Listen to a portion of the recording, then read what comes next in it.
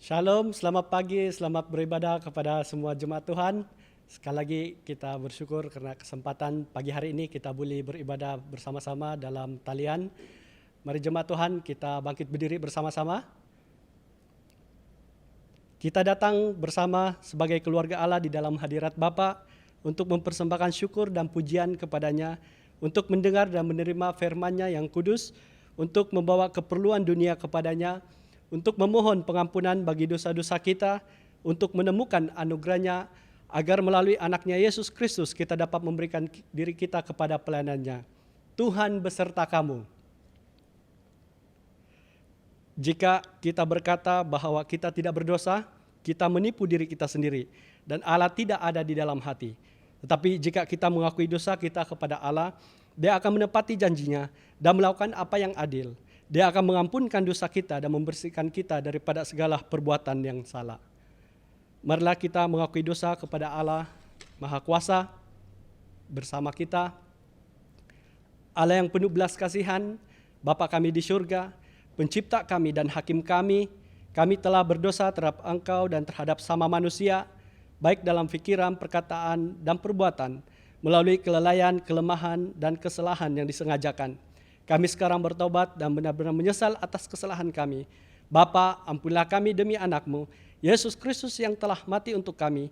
Kuatkanlah kami supaya dapat mengasihi dan mentaati Engkau dalam kehidupan yang baru, melalui Yesus Kristus Tuhan kami. Amin.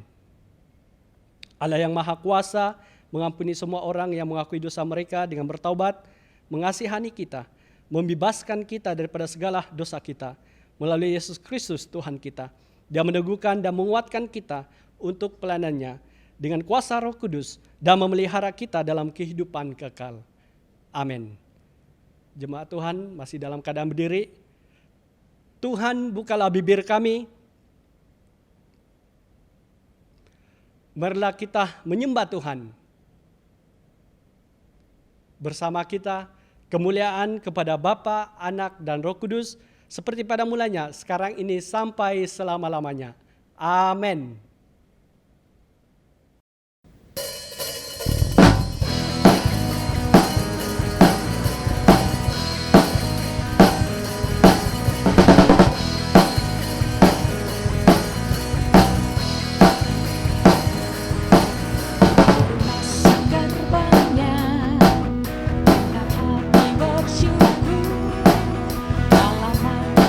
Dengan pujian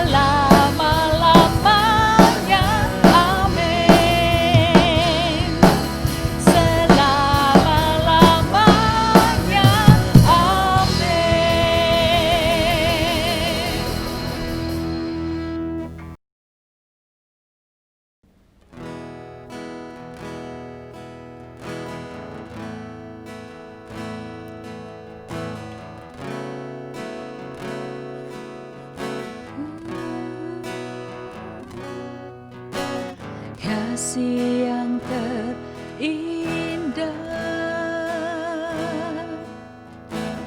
hati yang mulia, hanya ku temukan di dalam-Mu, Yesusku. Pujian dari hatiku selalu di setiap waktuku, tiada pernah berubah kasihku.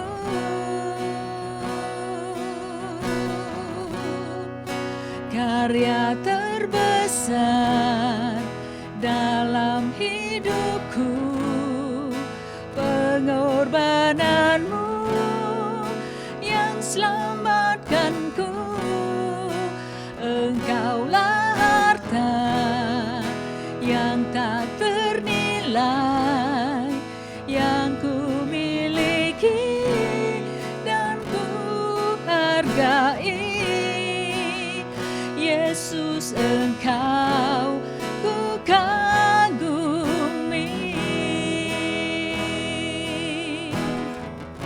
Haleluya. Kasih yang terindah, hati yang mulia,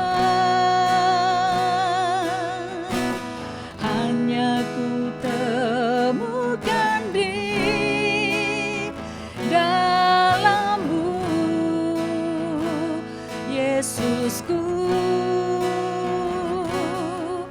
Pujian dari hatiku selalu di setiap waktuku, tiada pernah berubah kasihku.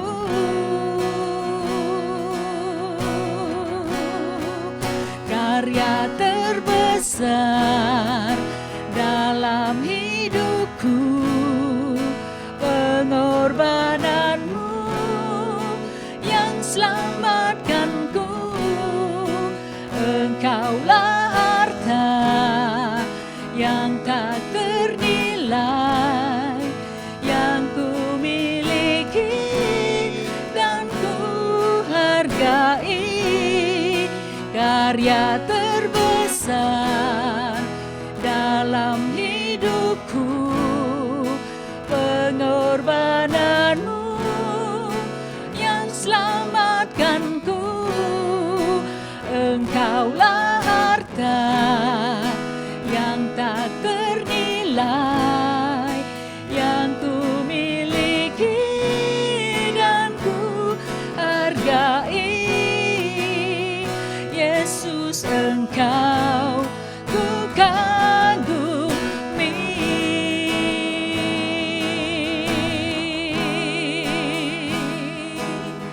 Haleluya, glory nama Yesus. Haleluya, haleluya. Oh, karya terbesar dalam hidupku, pengorbanan-Mu yang selamatkanku. Engkaulah harta yang tak ternilai, yang ku miliki dan ku hargai. Yesus, Engkau ku kagumi. Yesus, Engkau ku kagumi. Yesus, Engkau ku kagumi.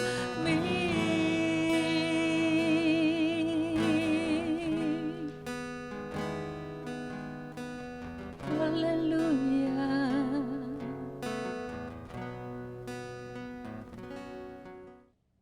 Bapa di sorga, kami berdoa untuk negeri kami Sabah dalam pilihan raya umum Dewan Undangan Negeri Sabah yang ke-16.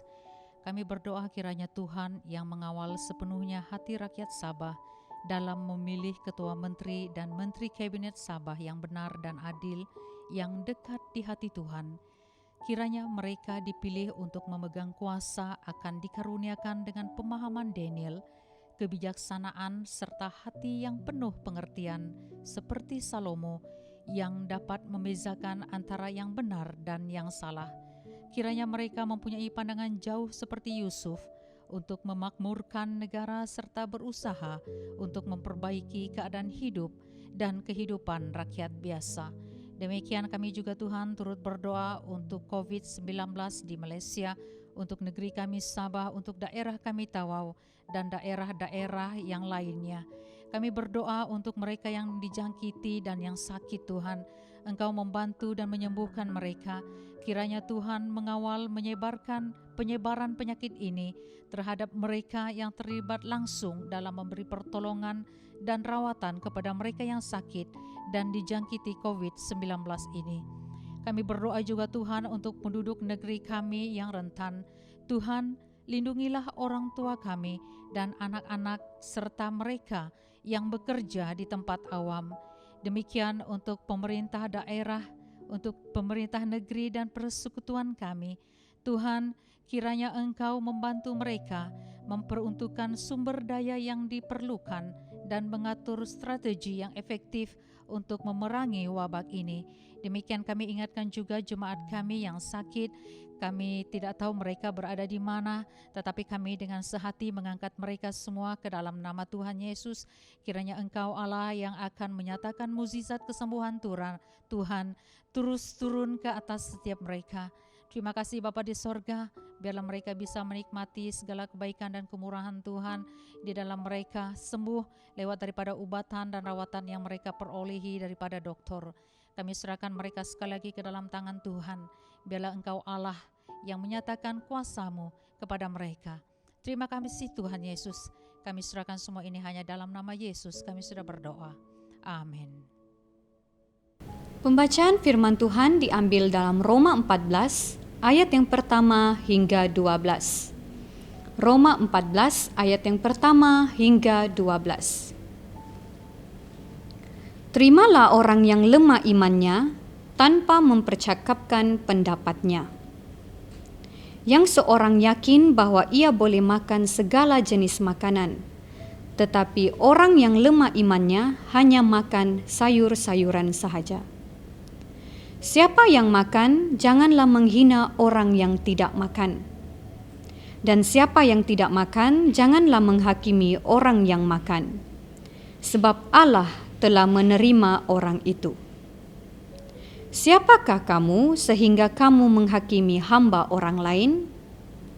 Entahkah ia berdiri, entahkah ia jatuh, itu adalah urusan tuannya sendiri. Tetapi ia akan tetap berdiri kerana Tuhan berkuasa menjaga dia terus berdiri.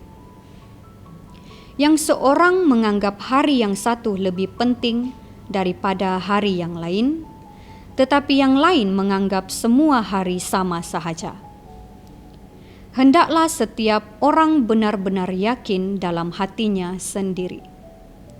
Siapa yang berpegang pada suatu hari yang tertentu, ia melakukannya untuk Tuhan. Dan siapa makan, ia melakukannya untuk Tuhan. Sebab ia mengucap syukur kepada Allah.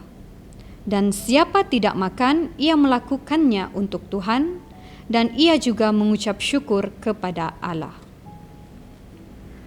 Sebab tidak ada seorang pun di antara kita yang hidup untuk dirinya sendiri, dan tidak ada seorang pun yang mati untuk dirinya sendiri. Sebab jika kita hidup untuk Tuhan, dan jika kita mati untuk Tuhan.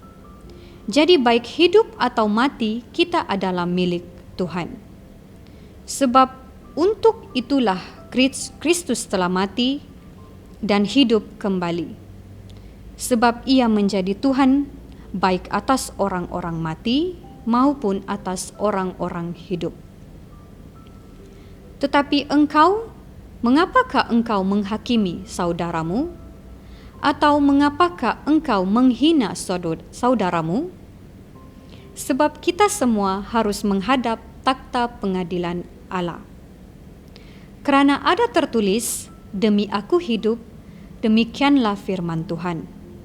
Semua orang akan bertekuk lutut di hadapanku, dan semua orang akan memuliakan Allah. Demikianlah setiap orang di antara kita akan memberi pertanggungan jawab tentang dirinya sendiri kepada Allah. Demikianlah firman Tuhan.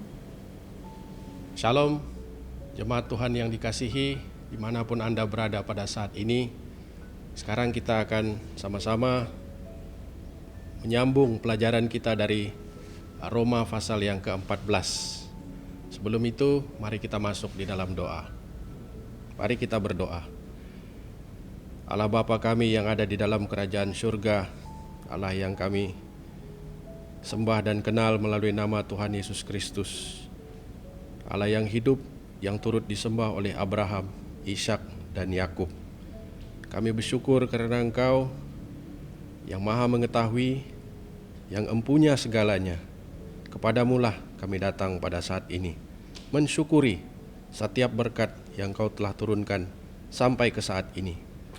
Dan kami juga berdoa, ya Tuhan, sucikan kami dengan darah Yesus yang kudus itu dari segala dosa dan kesalahan, baik yang sengaja, terlebih lagi yang tidak sengaja.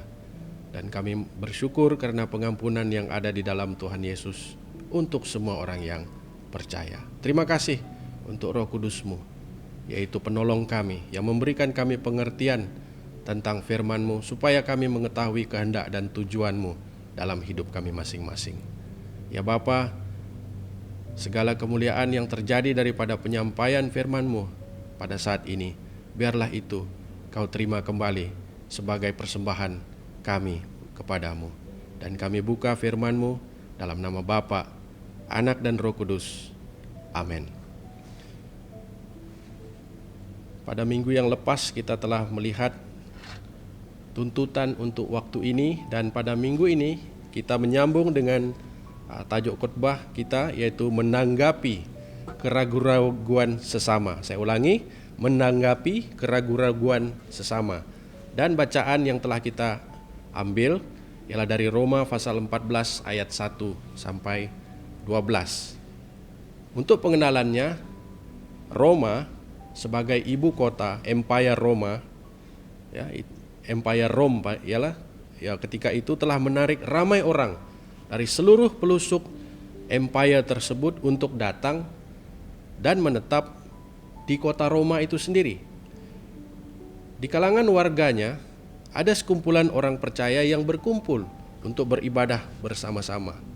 Dan di dalam umat inilah terdapat orang Yahudi dan di satu pihak lagi orang yang bukan Yahudi, dari berbagai strata kedudukan di dalam masyarakat. Jadi di dalam kepelbagaian inilah telah timbul persoalan yang kita akan sentuh pada hari ini, dua perkara, yaitu tentang makanan, itu yang pertama, dan yang kedua hari ibadah yang patut diikuti.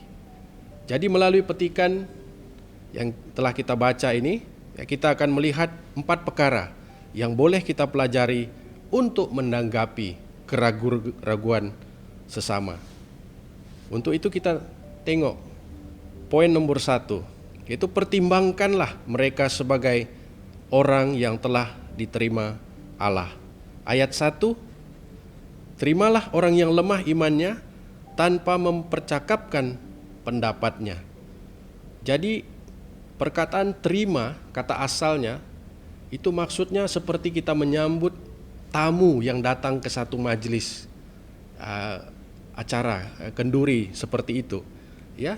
Dan sesungguhnya kalau kita menerima tamu itu datang untuk acara-acara seperti ini, muka kita senyum, kita terima dengan penuh kemesraan dan rasa hormat, ya, tidak seperti biasa-biasa saja.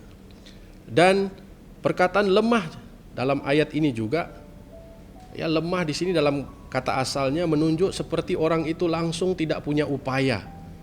Boleh dikatakan seperti mungkin dia patah tangan atau patah kaki. Pokoknya dia dalam keadaan yang tenat. Ya, jadi lemah di situ secara fizikalnya seperti itulah digambarkan oleh perkataan asalnya itu. Tapi di sini dikatakan terimalah orang yang lemah imannya, ya, tanpa mempercakapkan pendapatnya. Jadi kita diseru melalui firman ini itu untuk menerima saudara-saudara kita yang seiman itu tadi, walaupun mereka berbeza pandangan dengan kita. Ayat 2. Yang seorang yakin bahwa ia boleh makan segala jenis makanan, tetapi yang lemah imannya hanya makan sayur-sayuran saja. Jadi di sini pula kita diseru untuk menerima mereka walaupun mereka cuma makan sayur-sayuran saja. Dan seterusnya kita lihat perkara ketiga ialah terimalah mereka walaupun ada kelainan melalui ayat yang ketiga. Siapa yang makan, janganlah menghina orang yang tidak makan. Dan siapa yang tidak makan, janganlah menghakimi orang yang makan, sebab Allah telah menerima orang itu. Jadi mungkin kita kebingungan sedikit dan bertanya, kenapa kok soal makan ini begitu besar sehingga dituliskan surat oleh Rasul Paulus. Saudara-saudari yang saya kasihi, harus kita fahami seperti yang awal-awal saya katakan tadi, terdapat di dalam umat yang percaya ini orang Yahudi dan di satu pihak lagi orang yang bukan Yahudi. Nah, orang Yahudi yang telah percaya kepada Tuhan Yesus, mereka selama hidupnya itu sebelum dia sampai saat mempercayai Yesus, dia mematuhi dan mengikuti peraturan yang ditetapkan oleh hukum Taurat.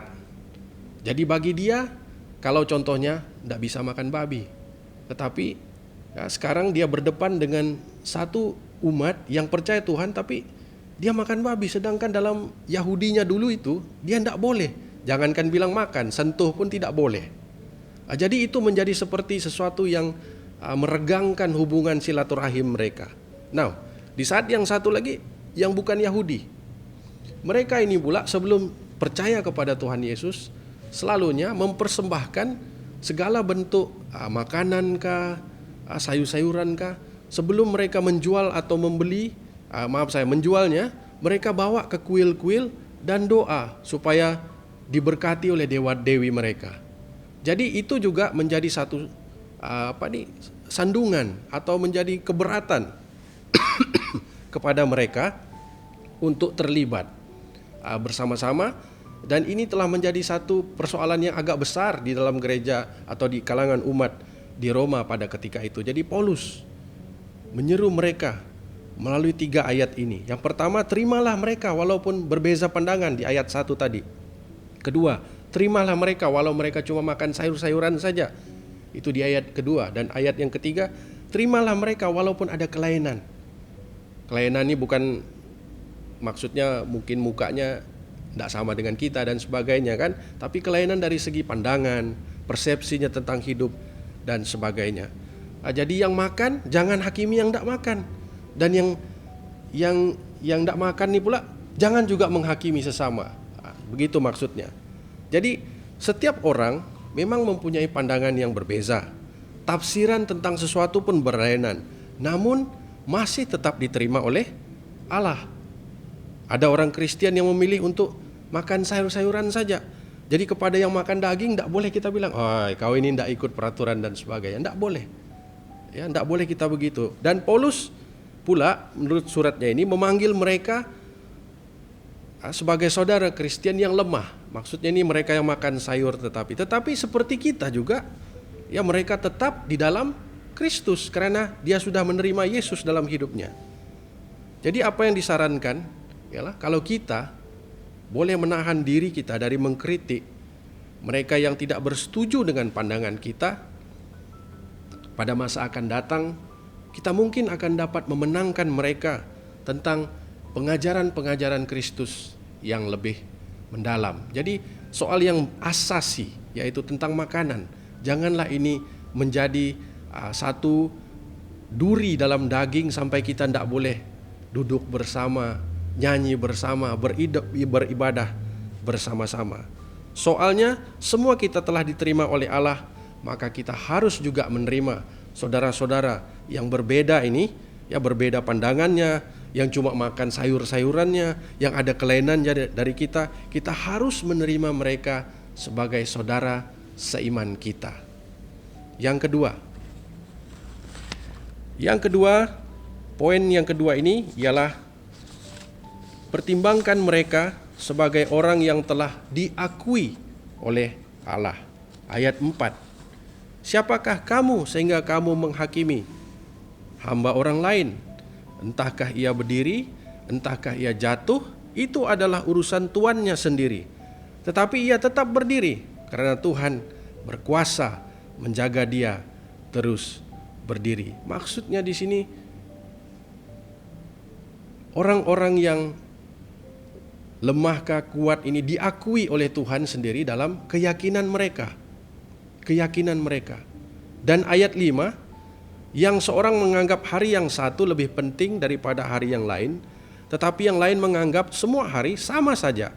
Hendaklah setiap orang benar-benar yakin dalam hatinya sendiri.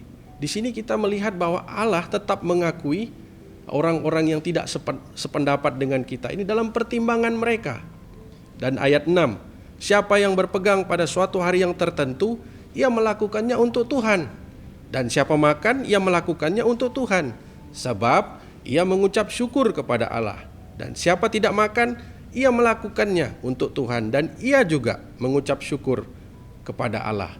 Jadi perkara ketiga yang disentuh melalui pertimbangkan mereka sebagai yang orang telah diakui oleh Allah ini, diakui Allah dalam pemahaman mereka. Ya, saya ulang balik. Yang pertama, diakui Allah dalam keyakinan mereka, ayat 4. Yang kedua, diakui Allah dalam pertimbangan mereka, ayat 5. Dan yang ketiga, diakui Allah dalam pemahaman mereka, ayat 6.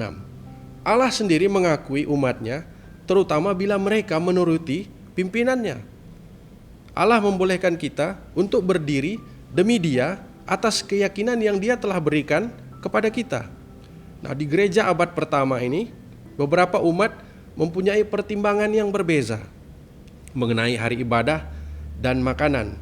Ini seperti yang saya telah katakan tadi, karena adanya orang Yahudi dan adanya orang yang bukan bangsa Yahudi. Jadi berbeda, sebab orang Yahudi hari-hari yang penting, contohnya Paskah, contohnya Pentakosta, dan ada satu lagi Yom Kippur.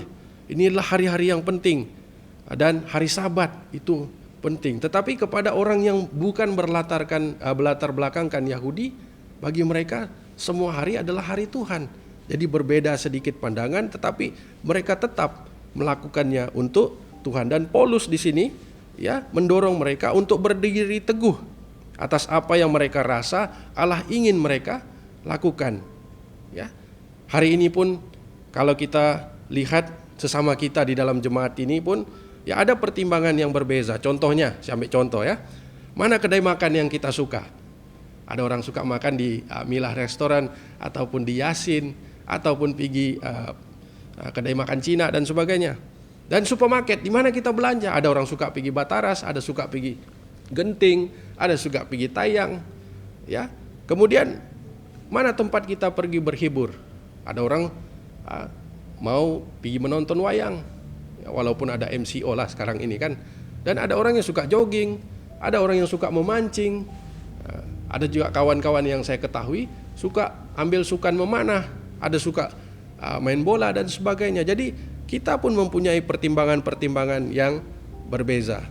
Nah, saudara-saudari yang kekasih, jika Alkitab tidak menyatakan perkara yang kita yakini itu secara terperinci, ya, contohnya ada tertulis jangan membunuh, itu memang tidak boleh.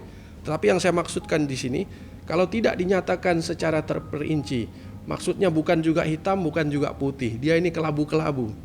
Itu mungkin sebenarnya pilihan pribadi kita. Oleh itu, kita harus menghormati pertimbangan orang lain juga. Sungguh pun kita tidak bersetuju dengan mereka, kita tetap kena menghormati pertimbangan mereka. Dan setiap kita juga mengamati sesuatu perkara dengan cara yang berbeza. Tetapi semua pilihan kita itu masih berlaku di dalam lingkungan kebebasan yang telah kita perolehi dari Allah sendiri. Itu yang kedua. Dan yang ketiga, kita mau lihat, pertimbangkanlah mereka sebagai hidup di dalam Tuhan.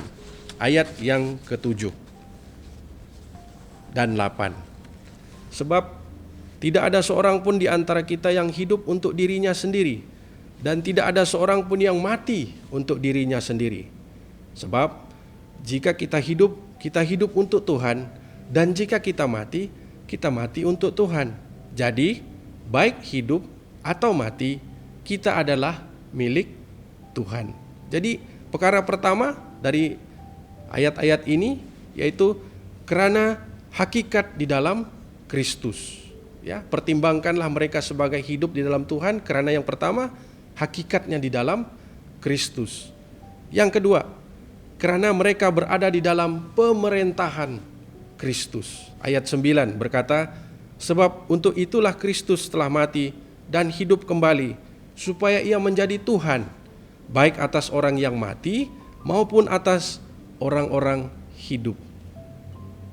Setiap orang Kristen menerima kehidupan di dalam dan daripada Kristus. Tuhan Yesus adalah sumber kehidupan rohani kita untuk masa kini dan untuk selamanya. Allah Bapa membangkitkan Tuhan Yesus untuk maksud pemerintahannya. Setiap orang percaya memahami tentang kehidupan ini, yaitu semakin kita dekat berjalan bersama Yesus, maka semakin mengertilah kita tentang maksud hidup di dalam Tuhan. Kini dan selamanya, Kristus berkuasa atas mereka yang hidup serta yang telah mati dalam iman, sebab Dialah Tuhan yang kekal abadi selamanya. Dan yang terakhir pada hari ini, kita lihat perkara yang keempat yang ingin kita pelajari bersama, yaitu lihatlah mereka sebagai bertanggung jawab kepada Tuhan. Lihatlah mereka sebagai bertanggung jawab kepada Tuhan. Bertanggung jawab apa? Yang pertama, bertanggung jawab sebagai saudara seiman. Ayat 10. Tetapi engkau, mengapakah engkau menghakimi saudaramu? Atau mengapakah engkau menghina saudaramu? Sebab kita semua harus menghadap takhta pengadilan Allah. Yang kedua, bertanggung jawab sebagai orang yang berlutut. Ayat 11.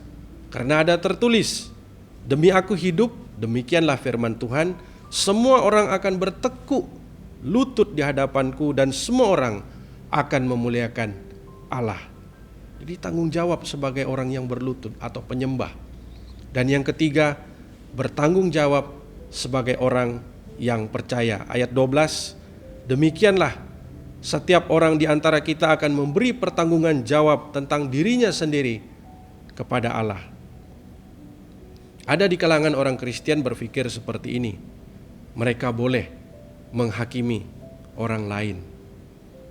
Tetapi ayat-ayat di atas mengingatkan bahwa satu hari kelak kita semua akan berdiri di dalam Kristus di hadapan takhta pengadilan. Seperti yang ada tertulis dalam Wahyu 20.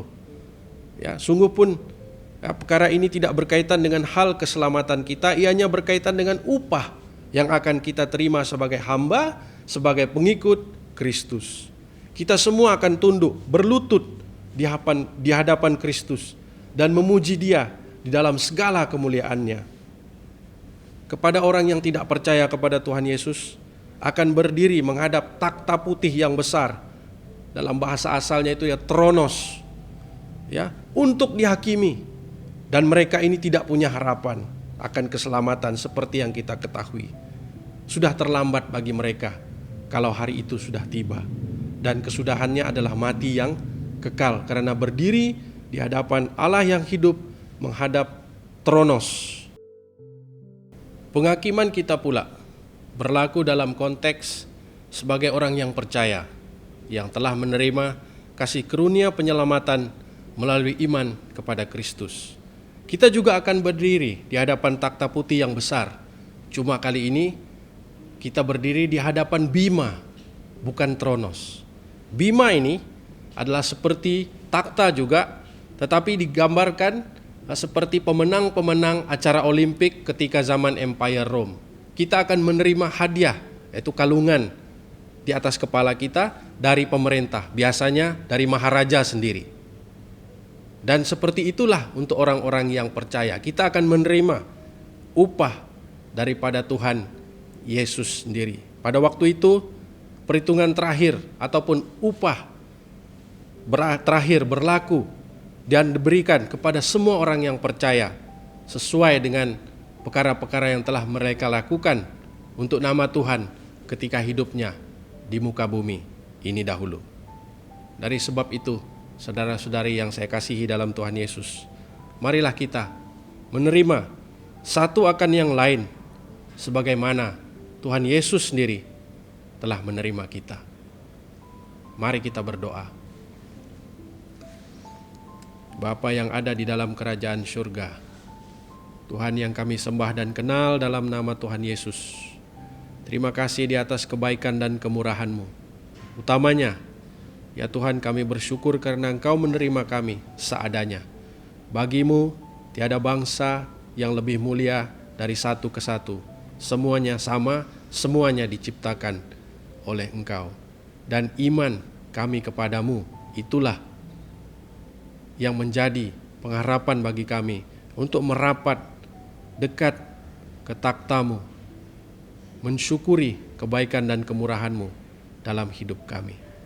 Ya Bapa, melalui Roh Kudus-Mu kami mohon dikuatkan, kami mohon pimpinan-Mu supaya lebih jelas kami mengetahui kehendak dan tujuan hidup kami di dalam Engkau. Terima kasih Bapa dalam surga, segala puji, hormat dan kuasa serta mulia hanya bagi nama-Mu. Dan kami tutup firman-Mu ini dalam nama Bapa, Anak dan Roh Kudus. Amin.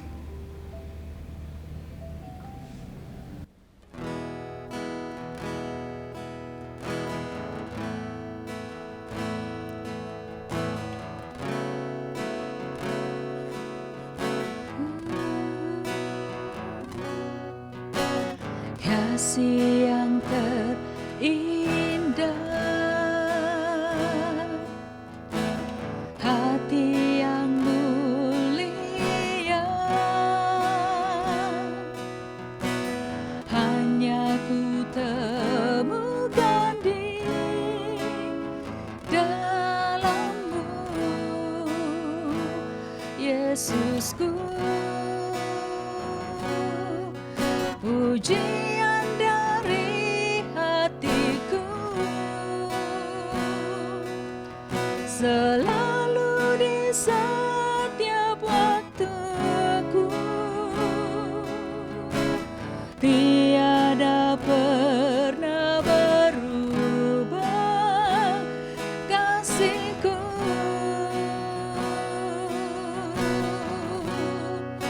Karya terbesar dalam hidupku, pengorbanan-Mu yang selamatkanku.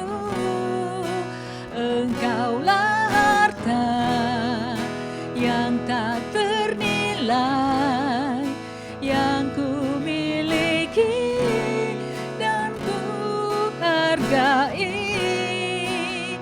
Yesus, Engkau ku kagumi.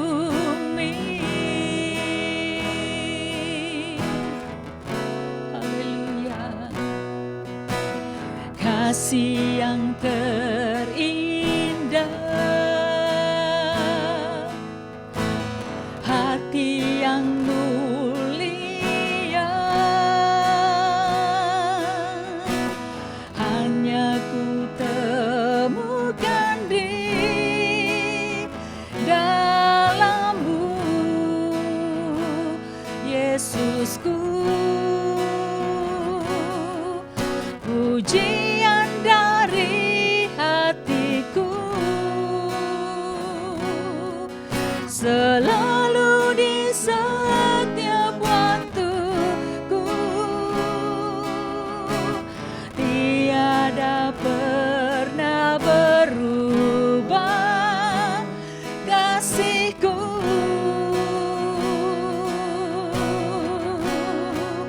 Karya terbesar dalam hidupku, pengorbananmu yang selamatkanku.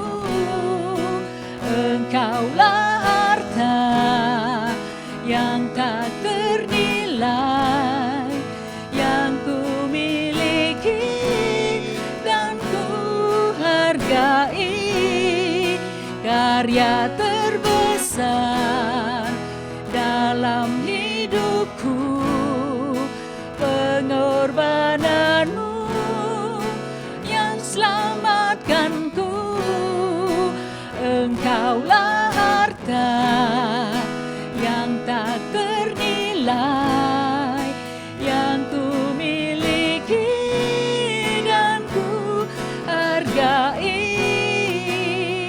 Yesus, Engkau ku kagumi.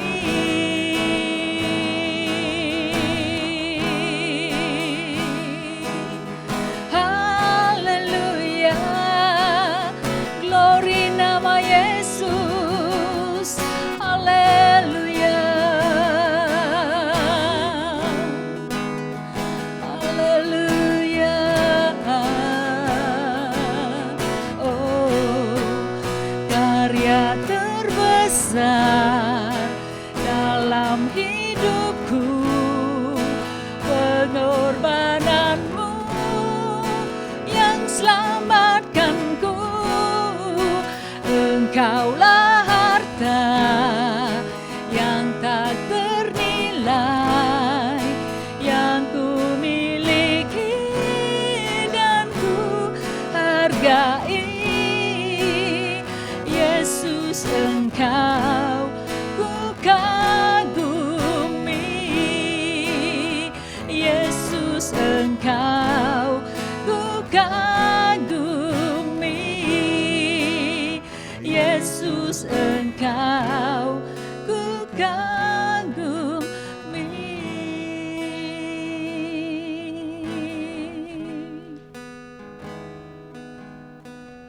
Haleluya.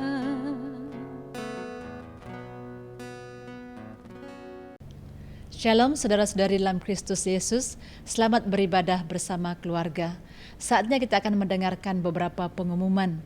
Yang pertama adalah mengenai penangguhan semua kebaktian. Oleh karena daerah Tawau dalam keadaan zon merah sekarang ini, maka semua kebaktian kita terpaksa ditangguhkan untuk sementara waktu. Walaupun kita tidak dapat berkumpul di bangunan gereja, namun kita bersyukur karena dapat meneruskan kebaktian kita di rumah masing-masing bersama dengan keluarga.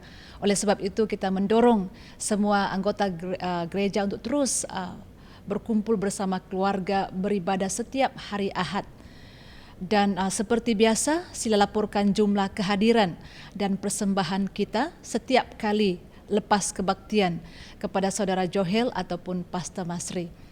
Mengenai persembahan, Anda juga boleh langsung bank in atas talian ke akaun gereja kita ataupun kumpulkan dulu sehingga Saudara Johel dan Pastor Masri pergi ke tempat saudara-saudari mengambilnya. Selanjutnya mengenai berdoa untuk pilihan raya umum Dewan Undangan Negeri Sabah ke-16. Gereja-gereja Anglikan di Sabah digerakkan untuk bersama-sama berdoa bagi pilihan raya negeri Sabah ini. Cara kita berdoa adalah untuk sekarang ini dengan memilih beberapa dun yang telah disenaraikan untuk kita doakan bersama mulai minggu ini sehingga pemilihan 26 September 2020.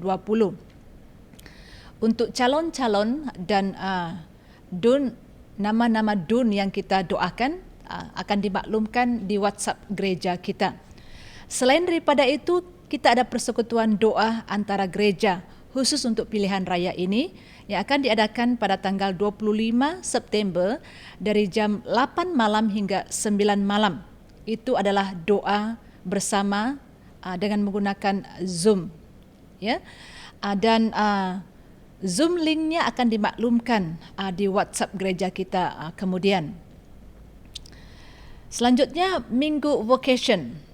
Untuk pengetahuan anggota jemaah kita, dan saya percaya ramai sudah sedia maklum bahwa bulan September ini gereja-gereja dalam Diosis Anglican Sabah memberi perhatian kepada Minggu Vocation.